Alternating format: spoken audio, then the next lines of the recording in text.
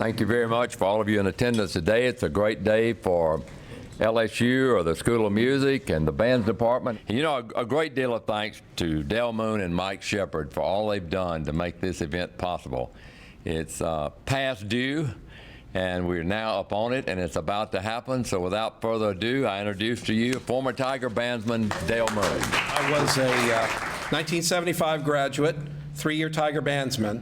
2 years after I graduated, I decided I wanted to write a feature about the Tiger Band because I was having out-of-body experiences having to watch them and not having this urge to go down and march with them. And thank you so much for having these alumni reunions so that I can scratch that itch every year. But I wrote this article, and I wanted to share with you the introduction so you'd get a sense of what it feels like to be on the field. Standing motionless and erect in the end zone of Tiger Stadium, waiting for the 4 sharp whistles that signal, this is it. Compared to the purple and gold I'm immersed in, the drum major is a brilliant white ghost, hovering 20 yards away on the rich green field. 67,000 voices buzz and drone like so many bees, but they are a million miles away, eyes ahead, instrument poised, heart pumping 120 beats a minute.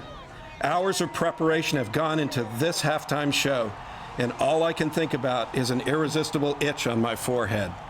The whistle. My company front, E, is ready to launch. For an anxious moment, I am alone among thousands. Wrote that in '77. The name of the article was Fear and Loathing in Company Front E. And it was kind of a Hunter Thompson-esque type of thing to it. And this may be still in the manual for the Tiger Band, but one of the rules, and it was in all caps, was one of the most important ones. If you make a mistake on the field, resign from the university. That's the kind of excellence that is demanded for this band. And it's based on the shoulders of giants that we stand on. Last year when we inducted Bill Conti, it just occurred to us, and I talked with Mike about this, that we were overlooking a very important fact. That this band is viewed as singular and special, not just by the LSU Nation, but by people all over. I live in Atlanta, Georgia now, and I can tell you, there's not a week that goes by that I meet somebody from Clemson or UGA or Auburn, and they all say, y'all's band is so good. You know, and for an opposing team to grit their teeth fan and say, your band is so good. You know, and it's not that our football team's not good either. They didn't have to say that. But I'll tell you this, and this will be another thing to indicate, you know, how important this is. I picked up the SEC preview. I'm not going to show you the guy on the cover, but it's the Sports Illustrated SEC preview. And on every page for each team, there's the star player, there's the coach, there's all that other stuff. And I go, what's on the LSU page? Putting their best foot forward. Now, in Sports Illustrated, that talks about sports, recognizing that our band is central to the experience at LSU and in athletics at LSU, then I guess a lot of people get it. This is something that, you know, provided the basis for me to move forward in my career. It gave me the discipline to stay in school even. I probably would have flunked out if I hadn't had the discipline the Tiger Band offered me. I pursued a music and entertainment journalism career, and it shortly occurred to me that the music all around me in this state was very special. We dominated the last century. We've contributed to more indigenous music than any other state. If there's a state that deserves a Hall of Fame, this is it.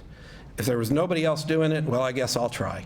So in 1980, while I was working full-time as a television reporter, I founded the first nonprofit, spent 7 years going after it, and in the middle of the 1987 oil patch recession, basically I just couldn't go any further. And eventually I moved out of the state. I donated my records to the state archives and said, please protect this name. Make sure the next person that does this is someone with a nonprofit that's doing it for the musicians, that's doing it for the people, that's doing it to build an industry. And lo and behold, in 2005, this gentleman right here, Mike Shepard, steps forward, forms a nonprofit, asks for all the right permissions, goes out and represents the way that it should be done. Talking with him on philosophy, it was strange. It was like I was talking to myself. This isn't just about a museum. Bricks and mortar is coming. The online virtual museum is amazing. But Mike Shepard deserves all of the credit for reviving this and bringing it forward. It brought a lot of healing to me personally, but that's not really what it's all about today. I'm here because I was in the Tiger Band and because I gave a shot at this Hall of Fame thing. And I'm so happy that Mike came along and is taking this thing forward. So without further ado, I'd like to introduce Mike Shepard to bring in the rest of the program. We have two special guests, Miss Nina Carazo Snap and Miss Kay Long, representing their grandfathers, Castro Carazo and Huey P. Long. So what we're going to do is we're going to start off today, if Dell's close to that machine, we should be right on top of this. First thing we want to do is do a secondary induction. Not that anything's ever secondary, but the star of the show today is the Tiger Marching Band. Two people were tied to that Tiger Marching Band. One as the director of the band and was brought in by the other, who was the governor at the time. And those two gentlemen wrote, among other things, Touchdown for LSU, that you hear at every game. So again, if Dell would grab me the artwork, I would like to bring up Nina Snap and Kay Long, please. There. We are honoring Huey Long and Castro Carazo for their songwriting talents, which includes Every Man a King, which everyone from the 30s is familiar with, Huey Long's senatorial campaign song, more or less, and Touchdown for LSU, Darling of LSU, and even Miss Vandy. And of course, nobody from Vandy's here, which is okay. They'll take care of that tomorrow. But we're happy to open our Writers' Hall with two of our modern century early writers that a lot of people don't realize. So now we have two governors. We have Jimmy Davis and Huey Long in the Louisiana Music Hall of Fame. Nobody can touch that either.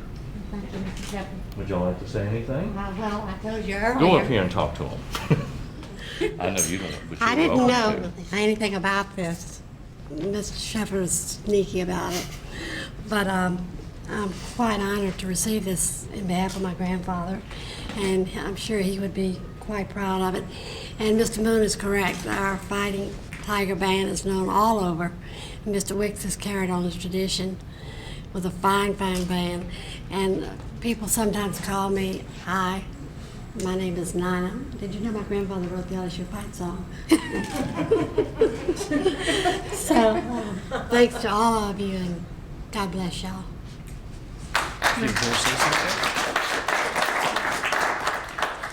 Well, the real talent in this group, of course, was Castro Carazo, and Nina takes after him. And if it hadn't been for Castro, Grandpapa Huey would never be recognized as an artist. And I tell you, he would be thrilled. Nothing would thrill him more than being able to walk out there again. And I'm sure he's here in this room today, and he'll be there tomorrow, too, marching with that band and being so thrilled about LSU and this is fine tradition. He was really proud to be a part of that. So thank you so much for including him in this honor. And he would love being a composer, songwriter, y'all. He never was recognized for that really when he was alive. So this is great. Later, history corrected. Thank you. Thank you so much. We are here today because we have one of the most amazing, if not the most amazing, collegiate band and marching band in the United States. They have been honored with the only ABC Chevrolet College Band Award ever given. They've been honored with the Sudler Trophy, which is indicative of the best collegiate band in the country. They've received so many honors, it's ridiculous. The latest being, I believe, the ESPN Battle of the Bands, which was a landslide, wasn't it? Yeah. 65% of the 65%. We helped. But, you know, this is a program that was founded in the 1800s, the late 1800s, and brought to life by Governor Huey Long and Professor Castro Carazo, and brought into the modern world as a true band, whether it came down to Huey finding extra people to have the biggest band in the country and throwing instruments on them, whether they could play them or not, and redesigning the uniforms and whistling the music in the night to the band director so he could score it for him and co-write it, It is truly an amazing historical band, and it's truly another piece of amazing Louisiana music history. We have second to none in so many areas. This is just another wild example of how important music is. And as I said, Jimmy Davis, of course, was twice governor, a huge politician, but also country music and gospel music Hall of Famer. So we have so many traditions. The LSU Tiger Band is just another one of the great ones.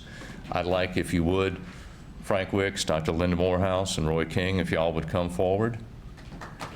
And Dr. Kaplan, would you join us also? Hall of Fame today with the Director, Associate Director, Assistant Director, Dean of the School of Music, and two great alumni of the band.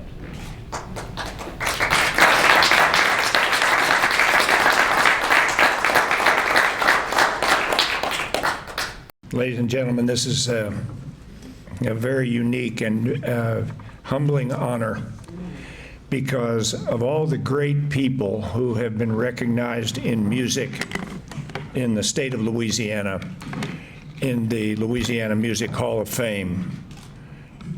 When you stop and think about the importance of those people worldwide, for us to be included in that and representing all of the students through all the years that have ever been in Tiger Band, through all the eras of all the directors. We are particularly proud that this happened while we were here active with this program. We think it's very special. I think our students do. I know the general student body does.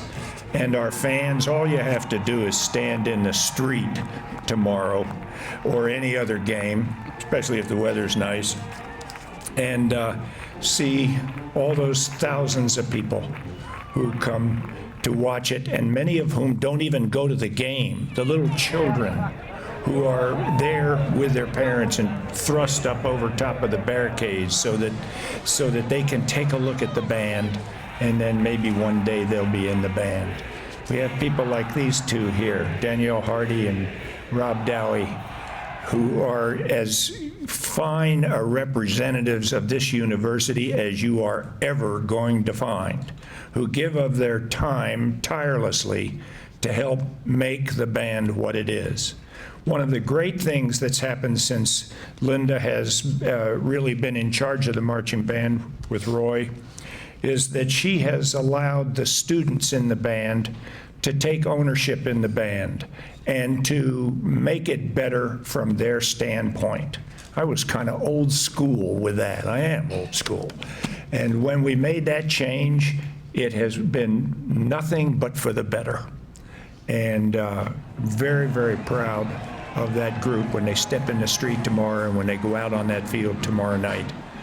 And then to be included in this ceremony and the ceremony tomorrow night at halftime, this is a singular honor that we would be included with all the popular music icons of Louisiana who have been so important to the culture of this state, that I can't say how much we appreciate this great honor that's been bestowed upon us.